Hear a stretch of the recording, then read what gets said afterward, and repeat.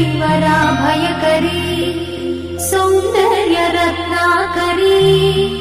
निर्धूताखिल पापनाशनकरी प्रत्यक्ष माहेश्वरी प्राणेयाचलवंशपावनकरी काशीपुराधीश्वरी भिक्षां देहि कृपावलम्बनकरी माता अन्नपूर्णेश्वरी माता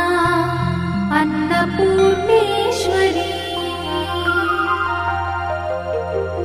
नानारत्नविचित्रभूषणकरी